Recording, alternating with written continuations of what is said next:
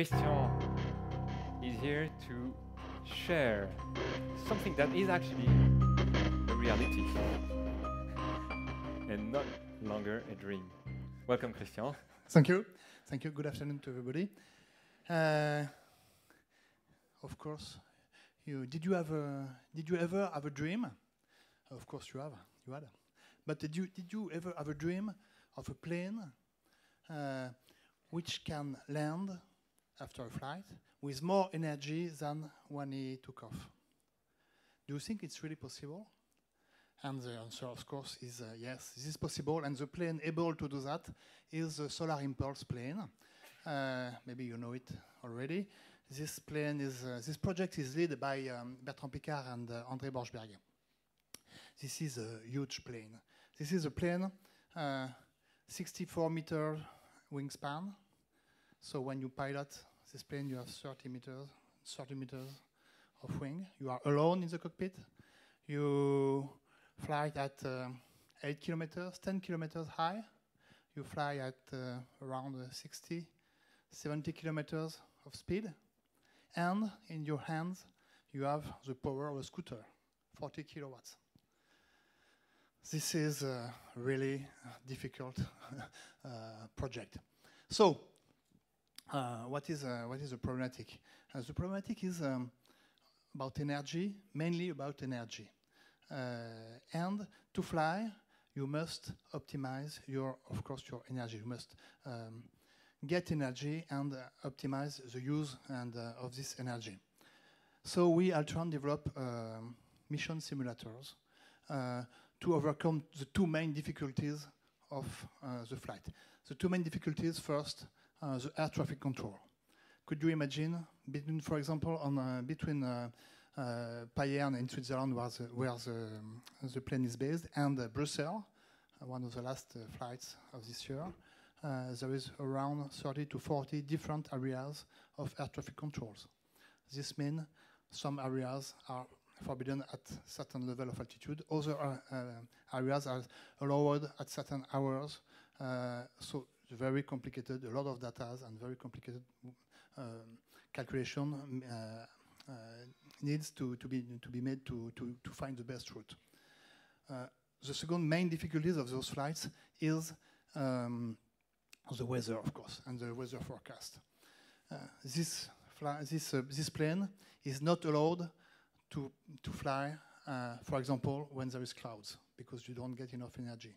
When there is humidity or rain, because it is not made to support humidity. This plane is not allowed to fly when there is too much wind, when there is too much turbulence. So you must find the best route to go to your landing point.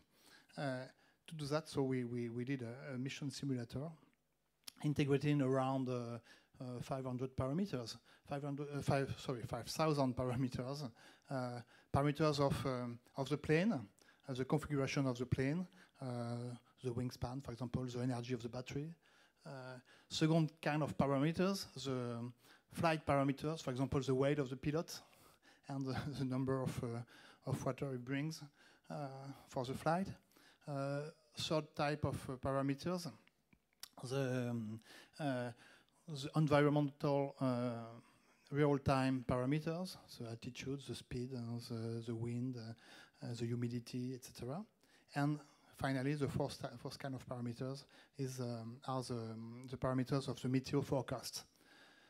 We we feed the mission simulator with meteor forecast in real time, and this allows to calculate minute by minute or 5 minutes by 5 minutes, let's say, the route, the best route to go to the landing point. This means what? This means we have a lot of a flow of numerical data, which is needed to calculate how to get the maximum of energy and how to use it with the maximum of efficiency. And this calculation, by analogy with the smart grids, of course, I think could be called the smart fly, the smart flight. And this is a very new concept, very new way of flying. And this project is aiming to do a trip around the world, flying like that, and in 2 or 3 years, in 3 years. I think really that project open a door on a new area. We don't know. We really don't know this area. We made some steps within this area, and of course we have all this territory to explore now. And that's the job of our job of the next years. Thank you. Yeah, thank you very much. So, as you say, it opens doors to, well, the way we're going to manage power in the future. So we see that we've got now energy positives. So the ability to create more energy than we consume, actually, which is a dramatic change versus what we've known so far. So what I propose, and I thank you again, Christian, for this brilliant demonstration, because I think this has been a technical challenge. You haven't been into details, but I can imagine. How long did it take to actually, from scratch, build the project? The project starts in 2003. We begin to work at this date, and it will finish.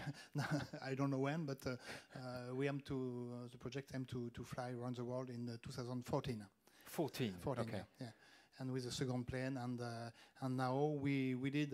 So the plane did a 26-hour flight, which demonstrates the positive energy flight. And this year, it was the first international flights between Switzerland, Brussels, Paris, and Switzerland. Mm-hmm. Next year, in 2012, we aim to go to intercontinental flights. Okay. Which really are not certain. Yeah. So it looks like it's going to the moon, kind of, and then use the technologies that have been developed for such a project, and see whether we can adapt that to the global population in just current situations. Yeah.